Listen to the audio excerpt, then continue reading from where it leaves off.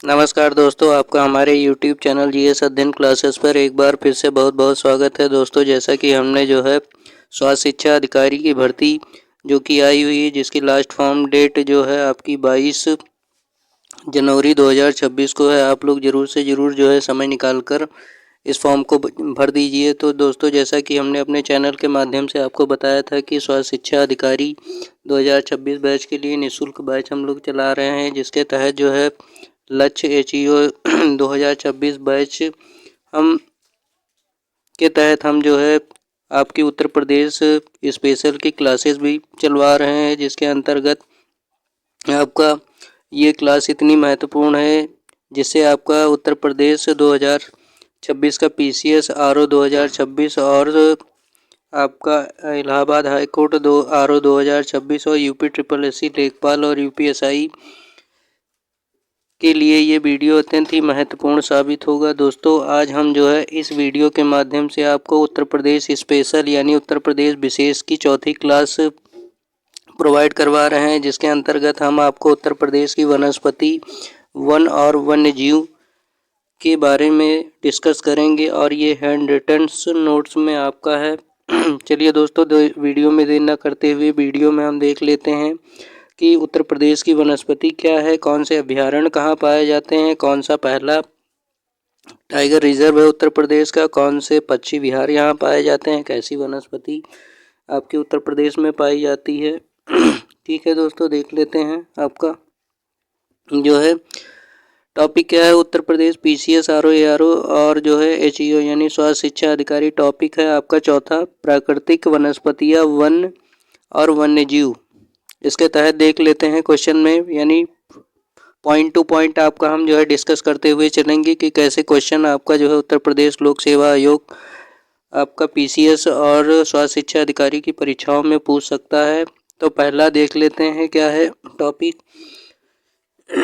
आपका जो है आरक्षित वन क्षेत्र वन जीव विहार घोषित किया गया, यानी उत्तर प्रदेश सरकार द्वारा आरक्षित वन क्षेत्र को जीव विहार यानी जीव विहार घोषित किया गया। कब घोषित किया गया था? पहला आपका जो है 31 मई सन 1976 को कतरनिया घाट वन्यजीव अभ्यारण्य, ये आपका कब हुआ था? आपका 1975 में। और ये स्थित कहाँ है? यानी कोई अगर क्वेश्चन आपसे पूछता है कि कतरनिया घाट आपका कहाँ पर स्थित है, तो आप सीधे कहेंगे कतरनिया घाट उत्तर प्रदेश के बहराइच जिले में स्थित है। वहीं पर आपका दूसरा आता है, जैसे एक क्वेश्चन और आपका पूछ लेता है कि विजय सागर पक्षी विहार कहाँ है, तो आप लिखेंगे कि विजय सागर पक्षी विहार आपका उत्तर प्रदेश के महोबा जिले में स्थित है और इसी के पास में आपका विजय सागर झील भी प्रवाहित होती है। आगे देख लेते हैं कुछ टॉपिक में क्या है। अगर कोई क्वेश्चन आपसे पूछता है कि आयोग की किशनपुर वन्य जीव अभ्यारण्य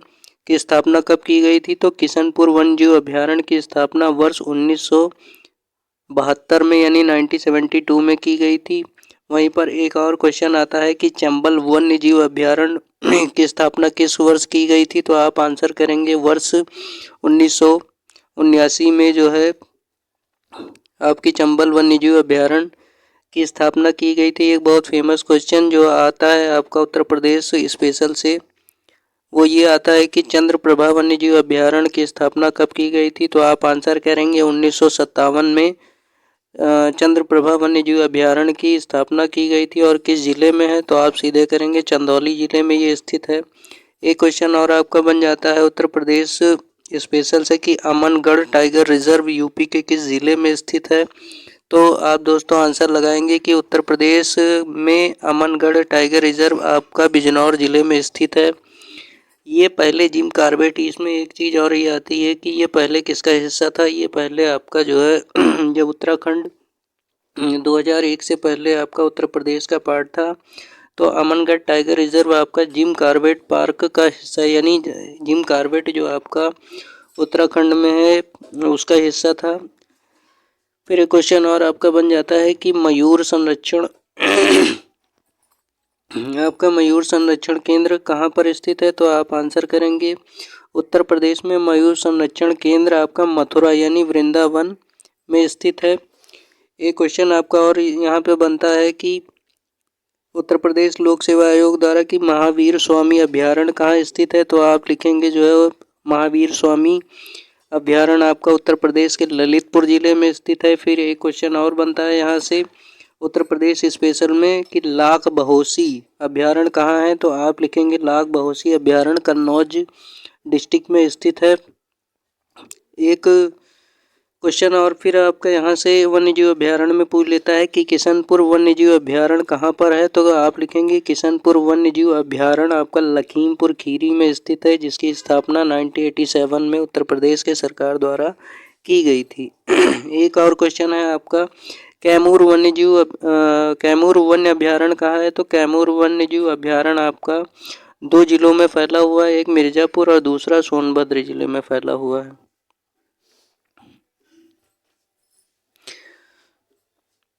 फिर देख लेते हैं दोस्तों दुधवा राष्ट्रीय उद्यान कहाँ है, तो आपका दुधवा राष्ट्रीय उद्यान यानी दुधवा नेशनल पार्क आपका जो है लखीमपुर खीरी जिले में आता है, जिसकी स्थापना 1977 में भारत सरकार के द्वारा की गई थी और ये उत्तर प्रदेश का पहला राष्ट्रीय उद्यान है आपका जो है दुधवा नेशनल पार्क। और इसको मिलाकर यानी एक और इसको 2 अभ्यारण्यों को मिलाकर जो है दुधवा नेशनल पार्क की स्थापना की गई थी। एक किशनपुर वन्यजीव अभ्यारण्य है जिसको 1987 में स्थापित किया गया था, तो दोनों को मिलाकर जो है आपका दुधवा राष्ट्रीय उद्यान की स्थापना की गई थी। इस प्रकार एक क्वेश्चन और बनता है कि सुरहताल पक्षी अभ्यारण्य कहाँ है, तो आप लिखेंगे सुरहताल पक्षी अभ्यारण्य आपका बलिया जिले में स्थित है, जो कि इसकी स्थापना 1991 में की गई थी। इसे एक अन्य नाम से भी जानते हैं जेपी यानी जयप्रकाश नारायण पक्षी अभ्यारण्य भी आपको जो है सुरहताल को नाम दिया जाता है। एक और क्वेश्चन आपका बहुत ही फेमस क्वेश्चन है और ये 2019 में पूछा गया था कि उत्तर प्रदेश का पहला गिद्ध संरक्षण केंद्र कहाँ पर बनाया गया है, तो आप अगर क्वेश्चन आ जाता है कि उत्तर प्रदेश का पहला गिद्ध संरक्षण केंद्र कहाँ पर है, तो आप लिखेंगे महाराजगंज जिले में उत्तर प्रदेश का पहला गिद्ध संरक्षण केंद्र बनाया गया है वहीं पर। एक क्वेश्चन और आता है आपका कि पटना पक्षी अभ्यारण्य कहाँ है, तो पटना पक्षी अभ्यारण्य आपका एटा जिले में पड़ता है। और अक्सर ये क्वेश्चन में देखने को मिलता है, चाहे समीक्षा अधिकारी का पेपर हो चाहे आपका उत्तर प्रदेश पीसीएस का पेपर हो, एक क्वेश्चन और कभी कभी पूछ लेता है कि उत्तर प्रदेश वन्य महोत्सव सप्ताह कब मनाया जाता है, तो आप आंसर करेंगे 1 जुलाई से 7 जुलाई तक जो है आपका उत्तर प्रदेश वन महोत्सव सप्ताह मनाया जाता है। फिर आपका है वन्य नवाबगंज पक्षी विहार कहाँ पड़ता है, तो ये आपका कानपुर से पहले उन्नाव जिले में आपका नवाबगंज पक्षी विहार पड़ता है। ओखला पक्षी विहार आपका कहाँ पड़ता है, तो आंसर आप करेंगे ओखला पक्षी विहार आपका गाजियाबाद जिले में पड़ता है, जो कि दिल्ली के पास में है। एक क्वेश्चन और बनता है कि समसपुर पक्षी अभ्यारण्य कहाँ है, तो आप आंसर करेंगे समसपुर पक्षी अभ्यारण्य आपका रायबरेली डिस्ट्रिक्ट में है। वहीं एक क्वेश्चन और आता है गोंडा जिले से संबंधित है कि पार्वती अर्घा पक्षी विहार कहाँ है, तो आप आंसर करेंगे गोंडा जिले में है। दूसरा है मानस राष्ट्रीय उद्यान क्या है, ये आपका राष्ट्रीय लेवल का है, तो ये मानस राष्ट्रीय उद्यान आपका असम में पड़ता है। सिमलीपाल राष्ट्रीय उद्यान आपका कहाँ पड़ता है, उड़ीसा में पड़ता है। बांदीपुर राष्ट्रीय उद्यान कहाँ पड़ता है, आपका कर्नाटक में पड़ता है। वहीं पर राजे जी राष्ट्रीय उद्यान आपका कहाँ पड़ता है, राजे जी राष्ट्रीय उद्यान आपका उत्तराखंड राज्य में है, जिसकी स्थापना 2000 में की गई थी। वहीं गंगा डॉल्फिन सेंचुरी कहाँ पे है, यह आपका भागलपुर में है। पक्षी सेंचुरी कहाँ है, आपकी भरतपुर में है। एक को क्वेश्चन और बहुत बार रिपीट होता है आपका कि भारतीय पशु अनुसंधान संस्थान कहाँ है, तो आप आंसर करेंगे वो बरेली में है। राष्ट्रीय डेयरी अनुसंधान कहाँ है, आपका करनाल हरियाणा में है। बब्बर शेर सफारी यानी क्या है लायन सफारी आपकी कहाँ पड़ती है, सफाई इटावा में पड़ती है।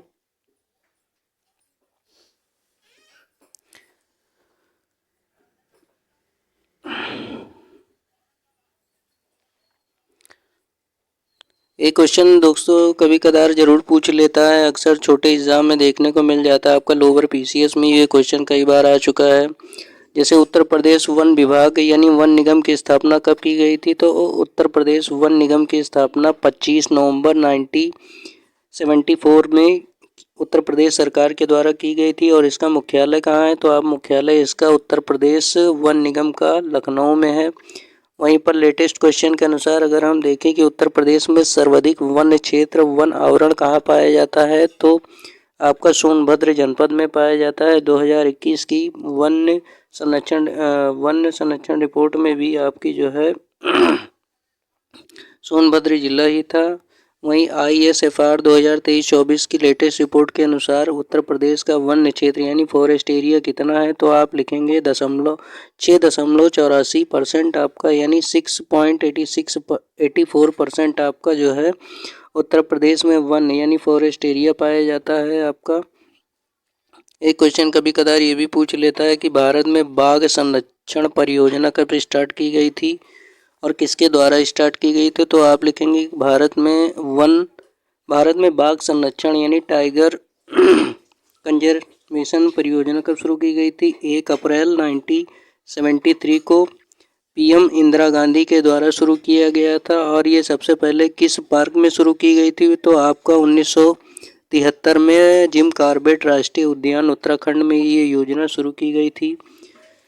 और एक क्वेश्चन और आपका पूछ लेता है कभी कदार दोस्तों, जो है कि उत्तर प्रदेश में कितने टाइगर रिजर्व पाए जाते हैं, तो वर्तमान समय में यानी पूरा मिलाकर देखा जाए तो उत्तर प्रदेश में टोटल जो है आपके 4 टाइगर रिजर्व पाए जाते हैं। पहला कौन सा है आपका दुधवा टाइगर रिजर्व, जिसकी स्थापना आपकी 1987 में की गई थी और यह है कहाँ, लखीमपुर खीरी में है। दूसरा क्या है आपका पीलीभीत टाइगर रिजर्व, इसकी स्थापना कब की गई आपकी 2014 में इसको टाइगर रिजर्व घोषित किया गया। तीसरा आपका जो है अमनगढ़ टाइगर रिजर्व, ये कहाँ है, ये बिजनौर में है। इसको कब उत्तर प्रदेश सरकार के द्वारा टाइगर रिजर्व घोषित किया गया, बिजनौर 2012 में। और तीसरा आपका यानी लेटेस्ट कौन सा है आपका रानीपुर टाइगर रिजर्व है, ये कहाँ पड़ता है, ये आपका चित्रकूट जनपद में पड़ता है और इसकी स्थापना 2022 में की गई थी। तो दोस्तों इस प्रकार से आपका जो है उत्तर प्रदेश में टोटल 4 टाइगर रिजर्व पाए जाते हैं, जो कि इसको ज़रूर याद कर लेना। और यहाँ से क्वेश्चन अक्सर बन जाते हैं, जो है पर्यावरण वाले क्वेश्चन में उत्तर प्रदेश के पूछ लेता है।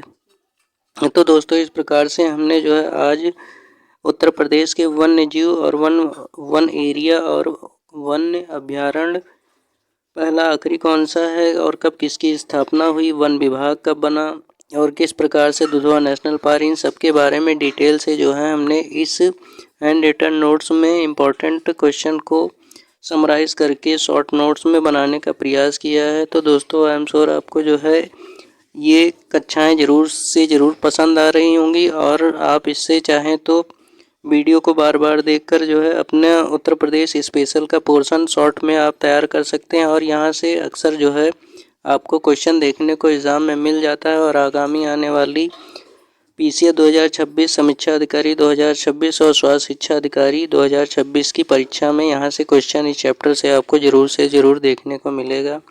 तो दोस्तों इस प्रकार से आज हमारी जो है चौथी कक्षा समाप्त होती है। और अगर आपको दोस्तों हमारा ये यूट्यूब चैनल GS अध्ययन क्लासेस पसंद आ रहा है तो इसको ज़रूर सब्सक्राइब करिए, लाइक करिए और शेयर करिए और अपने दोस्तों को भी इस निःशुल्क चैनल से जोड़िए।